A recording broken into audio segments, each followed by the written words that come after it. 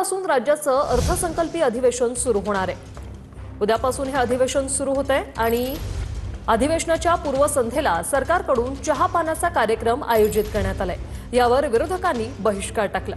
दरम्यान अर्थसंकल्पीय अधिवेशनही विरोधी पक्षनेत्याविनाच होण्याची शक्यता आहे। अधिवेशनाआधी विरोधकांची पत्रकार परिषद झाली आणि पवारांची राष्ट्रवादी मात्र या पत्रकार परिषदेला गैरहजर होती।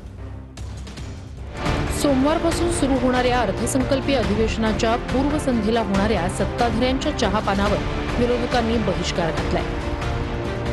राज्यातील शेतकरी, ड्रग्ज यासारख्या प्रश्नांवरून विरोधकांनी पत्रकार परिषदेतून हल्लाबोल केला। सत्ताधारी पक्षाचं वर्तनच असं आहे की त्या ठिकाणी विरोधी पक्षाचा मान सन्मान राखणं, जिथे घटनेबद्दल आदर नाही अशा ठिकाणी आम्ही चहापानाला जाणार नाही। तो बहिष्कार टाकत होता। आम्हाला काय जाऊन चहापान तिथे चहा प्यायला मग कोण ब्लॅक टी घेईल, कोण ब्लॅक कॉफी घेईल वगैरे हे सगळं समजतं, पण काळा चहा आणि काळा कॉफी याच्यापेक्षा जे काळे धंदेचे आहेत त्याच्या विरोधात आम्ही हा आवाज उठवलेला आहे। महत्त्वाचं म्हणजे विरोधकांच्या या पत्रकार परिषदेत पवारांची राष्ट्रवादी गैरहजर असल्याचं पाहायला मिळालं। थोडा कम्युनिकेशन गॅपमुळे उशीर झाल्याचं म्हणत भास्कर जाधव यांनी पवारांची राष्ट्रवादी सोबतच असल्याचं सांगितलंय। आपल्या सर्वांच्या मनामध्ये प्रश्न असेल की आमचा महाविकास आघाडीचा तिसरा मित्रपक्ष कुठे आहे। थोडंसं कामांमुळे आणि थोडासा कम्युनिकेशन गॅप झाल्यामुळे त्यांना थोडा पोहोचण्याकरता वेळ होतोय, परंतु आम्ही सगळे एकत्रच आहोत। यावेळी भास्कर जाधव यांनी विधानसभा अध्यक्षांवरही हल्लाबोल केला। मी भांडणं सोडवायला गेलो म्हणून सांगतात, खरं ते भांडणं सोडवायला गेले होते की भांडणं लावायला गेले होते? खरं ते गरिबाची जमीन गरिबाला ताब्यात द्यायला गेले होते की जमीन हडप करायला गेले होते? याचा शोध सरकार घेणार नाही। विरोधकांनी पत्रकार परिषदेतून अजित पवारांच्या विमान अपघातावरून उपस्थित होणाऱ्या संशयावरही प्रश्न उपस्थित केले। या राज्यातील विद्यमान उपमुख्यमंत्र्यांचा विमान अपघात होतो। शासनाकडून केवळ 2 ओळीचा एक लाईन अशी म्हटली जाते की यामध्ये कुठेही कोणीही अपघातावर प्रश्नचिन्ह निर्माण करू नयेत। का करू नये? हा घातपात आहे की अपघात आहे, या संदर्भात महाराष्ट्रभर देशभर चर्चा सुरू आहे की आपल्या राज्याचे एक अत्यंत कर्तबगार आणि तडफदार उपमुख्यमंत्री माननीय अजितदादा पवार यांचा अपघात झाला की तो घातपात झाला, अशी संपूर्ण महाराष्ट्राच्या मनामध्ये निश्चितपणे ठाम अशी एक शंका आहे की हा अपघात आहे की घातपात आहे। याबद्दल सरकारची जी भूमिका आहे ती अत्यंत संदिग्ध आहे। सरकार यावर कुठेही स्पष्ट नाही। तर मंत्रालयात झालेल्या लाचखोरीच्या प्रकरणावरून सतेज पाटील यांनी काही सवाल उपस्थित केले। मंत्रालयात जेसीबी या ठिकाणी धाड घालते, हे वरचं अप्रूव्हल असल्याशिवाय नाही। त्यामुळे मुख्यमंत्र्यांना माझी विनंती आहे, राष्ट्रवादीला कॉर्नर करायसाठी ही धाड होती का खरंच या महाराष्ट्राची इमेज सुधारण्यासाठी होती? इमेज सुधारण्यासाठी असेल तर उद्या अधिवेशन चालू व्हायच्या आधी झिरवळांचा राजीनामा घ्या। तर थोड्याच वेळात राज्य मंत्रिमंडळाच्या बैठकीला सुरुवात होणार आहे। फडणवीसांसह उपमुख्यमंत्री सुनेत्रा पवार आणि शिंदे या बैठकीला उपस्थित राहतील। या बैठकीनंतर महायुतीची एक पत्रकार परिषद होणार आहे। 6 मार्चला विधिमंडळात राज्याचा अर्थसंकल्प मांडण्यात येणार आहे। अर्थसंकल्पीय अधिवेशनही विरोधी पक्षनेत्याविनाच होण्याची शक्यता आहे। सरकारची कोंडी होईल या भीतीपोटी विरोधी पक्षनेता नेमायचा नसेल तर सरकार डरपोक आहे असं संजय राऊतांनी म्हटलं। तर या अधिवेशनातही विरोधी पक्षनेता होऊ शकत नाही असं संजय शिरसाट म्हणाले। लोकशाहीला कलंक लावणारा एक कृत्य आहे। विधान परिषदेत आणि विधानसभेत विरोधी पक्षनेता दिला तर तो अनेक विषय घणाघातीपणे मांडेल, अनेक विषयांवरती चर्चा घडवून आणेल आणि सरकारची कोंडी करेल। या भीतीपोटी जर विरोधी पक्षनेता नेमायचा असणं ही सरकारची भूमिका असेल तर हे सरकार 1 नंबरचं डरपोक आहे।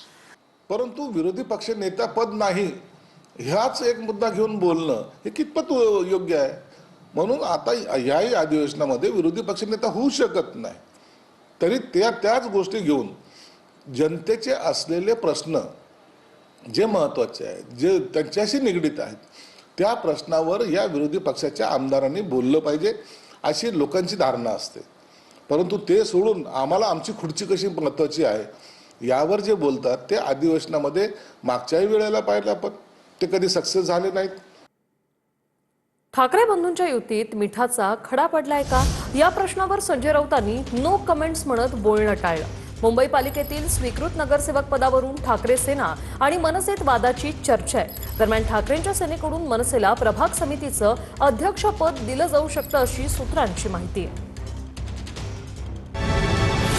मुंबई महापालिकेच्या स्वीकृत नगरसेवकांवरून ठाकरे गट आणि मनसेमध्ये वाद निर्माण झाल्याच्या चर्चा आहेत. नगरसेवक पदाच्या कोट्यावरून युतीमध्ये मिठाचा खडा पडल्याची चर्चा आहे. ठाकरे बंधूंच्या युतीत आलबेल नसल्याच्या प्रश्नावर संजय राऊतांनी मौन बाळगलंय. युती संदर्भातील पत्रकारांच्या प्रश्नावर राऊतांनी नो कमेंट्स असं उत्तर दिलंय. जर माझं राज ठाकरे साहेबांशी परवा चर्चा झाली, मी होतो त्यांच्याकडे, आम्ही चर्चा केली. तुम्ही जे म्हणताय ते जेव्हा स्वतः महाराष्ट्र नवनिर्माण सेनेचे प्रमुख राज ठाकरे बोलतील तेव्हा आम्ही त्याच्यावरती आमची प्रतिक्रिया देऊ. आता कोण काय बोलतोय, बंद दाराआड भिंती आड, त्याच्यावरती आम्ही कशा करता बोलायचं. एक लक्षात घ्या, महाराष्ट्र नवनिर्माण सेना आणि शिवसेना यांची युती घट्ट आहे. कोणी काही बोललं तरी त्या युतीमध्ये काय मिठाचा खडा पडणार नाही, कोणाची किती इच्छा असली. ठाकरे बंधू युतीमध्ये तुम्ही खूप महत्वाची भूमिका बजावली. असं असताना स्वीकृत नगरसेवक पदावरून ज्या काही प्रतिक्रिया येत आहेत, ठाकरे बंधू युतीत मिठाचा खडा पडल्याचं बोललं जातं. लोकांच्या प्रतिक्रिया येत आहेत. No comments, no comments. स्वीकृत नगरसेवकांच्या कोट्यातून मनसेला अपेक्षित असलेली जागा मिळालेली नाहीये. त्यामुळे मनसे नेत्यांमध्ये प्रचंड नाराजी पसरल्याचं बोललं जात आहे. मुंबई पालिकेत ठाकरेंकडून 3 स्वीकृत नगरसेवकांची नावं निश्चित करण्यात आली आहेत. ही नावं पालिका प्रशासनाकडे सादर करण्यात आली आहेत. जागांचं वाटप करताना मनसेला विश्वासात घेतलं गेलं नसल्याची सूत्रांची माहिती आहे. युती धर्म पाळून या 3 पैकी 1 जागा मनसेच्या वाट्याला येईल अशी अपेक्षा मनसेला होती अशी सूत्रांची माहिती आहे. ठाकरे गटानं आपल्याच नेत्यांना प्राधान्य दिल्यामुळे मनसेकडून कोत्या मनोवृत्तीची माणसं अशा शब्दात टीका करण्यात आली होती. मनपा निवडणुकी वेळेची ठाकरे शिवसेना आणि मनसे युती संपुष्टात येण्याची चिन्ह असल्यानं संजय राऊतांची नो कमेंट्स असल्याचं शिरसाट म्हणालेत. मनसेने आता त्यांच्या पक्षाची घेतलेली लाईन, त्यांचे असलेले इतर भेटीगाठी, त्यामुळे उभाटा गटाचे लोक अस्वस्थ आहेत. आणि मला वाटतं ही आता जी काही महानगरपालिकेच्या टायमाला झालेली जी काही युती होती ती आता संपुष्टात येण्याचे चिन्ह दिसत आहेत. म्हणून संजय राऊतचं नो कमेंट्स आहे. राज ठाकरेंची शिंदेंसोबत वाढती जवळीक उद्धव ठाकरेंना अमान्य असल्याची सूत्रांची माहिती आहे. तर कल्याण, डोंबिवली आणि नाशिकमध्ये सत्ता स्थापनेसाठी मनसेनं सहकार्य केलं तेही उद्धव ठाकरेंना पटलं नसल्याची सूत्रांची माहिती आहे. दरम्यान ठाकरेंच्या शिवसेनेकडून स्वीकृत नगरसेवकाऐवजी मनसेला प्रभाग समिती अध्यक्षपद मिळणार असल्याची सूत्रांची माहिती आहे. दोन्ही पक्षात अजूनही समन्वय सुरू असून ठाकरेंच्या शिवसेनेकडून 1 किंवा 2 प्रभाग समिती अध्यक्षपद मनसेला देण्यासंदर्भात चर्चा झाल्याची सूत्रांची माहिती आहे. संदीप देशपांडे, यशवंत किल्लेदार आणि सूरज चव्हाण यांच्यामध्ये या संदर्भात बैठक पार पडल्याची सूत्रांची माहिती आहे. बुलढाणा चिखला गावात शिवरायांचा पुतळा बसवण्यावरून 2 गटात वाद झाला. वादावेळी मारहाण करत कपडे फाडल्याचा दावा एका महिलेने केला आणि या महिलेशी ठाकरेंनी संवाद साधला. दरम्यान ताईंच्या पाठीशी राहा, गुन्हेगारांना सोडायचं नाही असं उद्धव ठाकरे यांनी आवाहन केलं. दरम्यान या प्रकरणातील आरोपी सरपंचाला पोलिसांनी अटक केली आहे. हॅलो, ताई, जय महाराष्ट्र. जय महाराष्ट्र.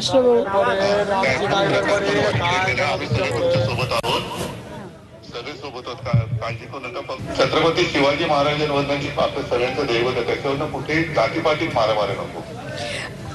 हा आणि जे गुन्हेगार आहेत त्यांना शिक्षा झालीच पाहिजे, त्याचा आपण पूर्णपणे पाठपुरावा करून ते करू आपण.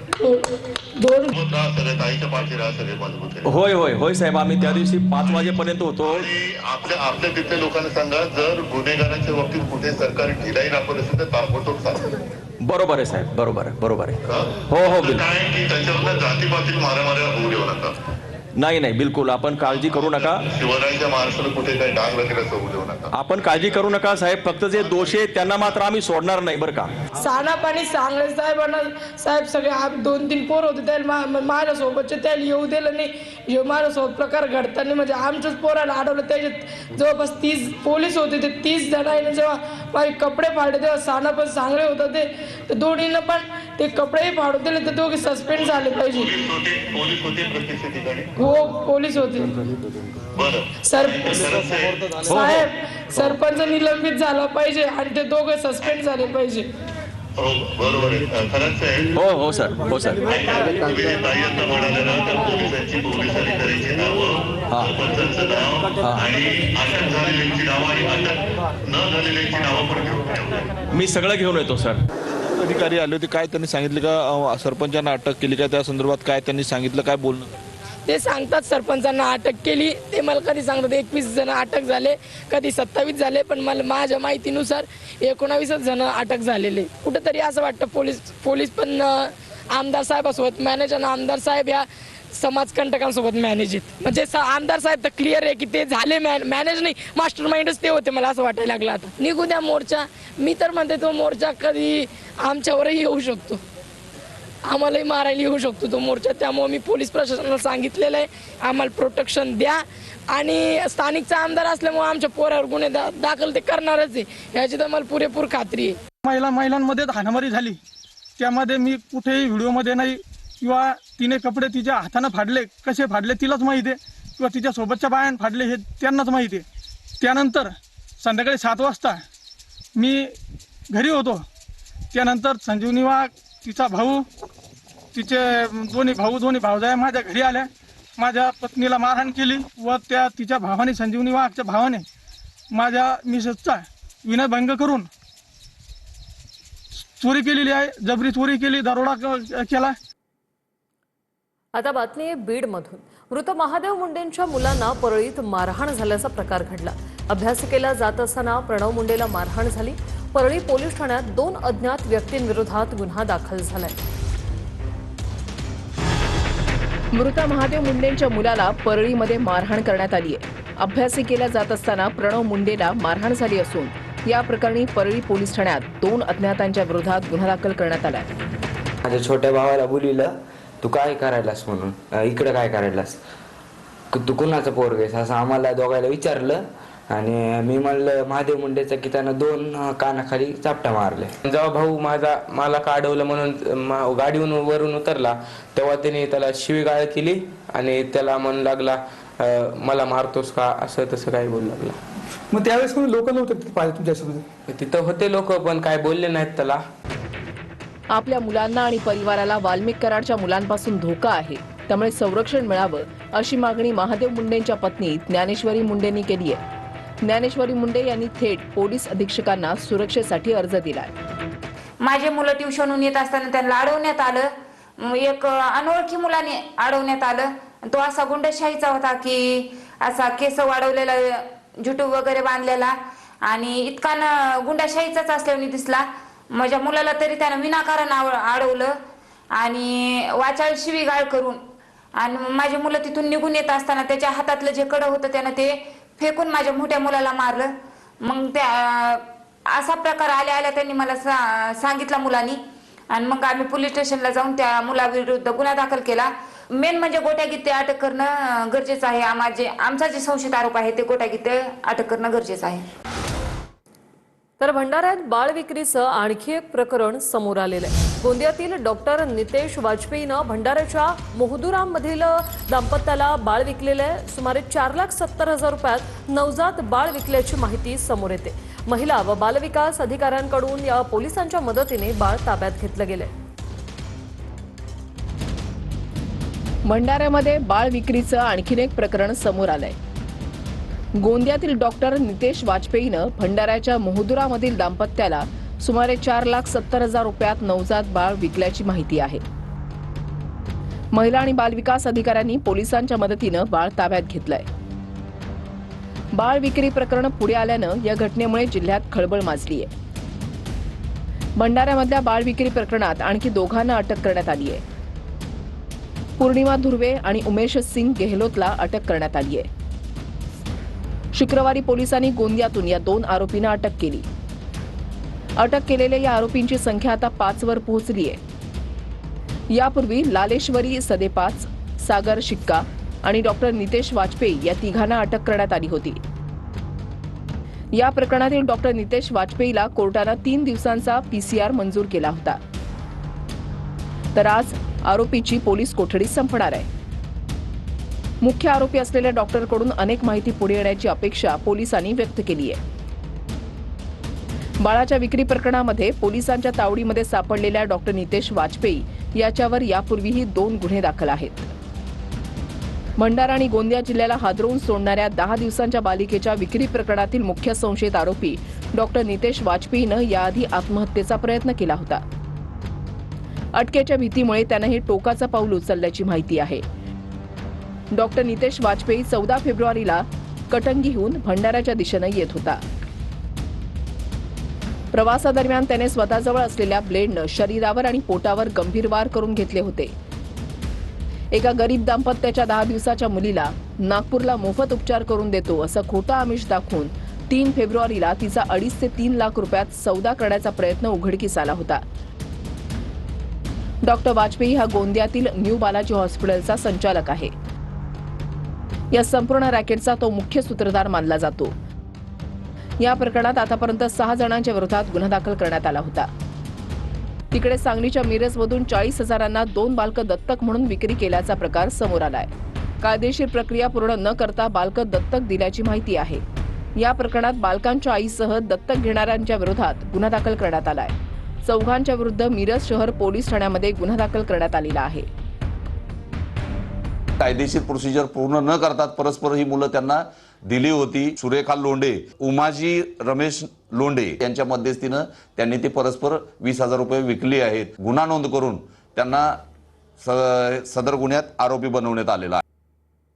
पाकिस्तानचे पूर्व अफगाणिस्तानमधील 2 प्रांतांवर हवाई हल्ले. पाकच्या हल्ल्यात एकाच परिवारातील 19 जणांचा मृत्यू झालाय. मदरशांवरही पाकिस्तानी हवाई हल्ले केल्याची माहिती.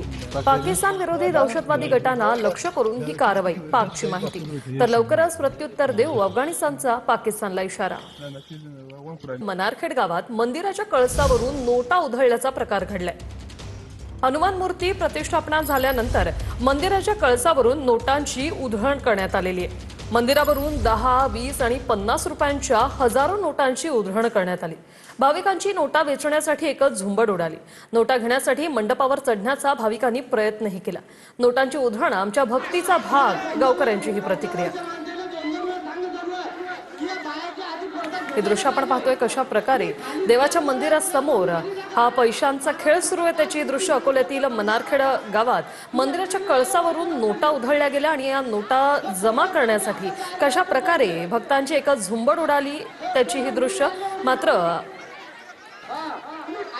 हा प्रकार जो आहे तो आमच्या भक्तीचा भाग आहे अशी प्रतिक्रिया या गावकऱ्यांनी दिली आहे. नवीन मंदिराचा जीर्णोद्धार झालेला आहे आणि एक हर्षोल्लासात हा मोठ्या आनंदात पूर्ण गावकऱ्यांनी मिळून हा सोहळा साजरा केलेला आहे. आणि हे जे लूट जे झालेली आहे हे परंपरागत चालू आलेली आहे आणि एक विधी, धार्मिक विधी म्हणून आहे. आणि जे नोटा किंवा पैसे किंवा जे फुलं त्यातून पडतात त्या कळसावरून कळस झाल्यानंतर तर ते प्रत्येक जण आपापल्या घरात नेते, देवघरात ठेवते, नाहीतर मग आपल्या तिजोरीत ठेवते. त्याचा खूप एक मान आहे.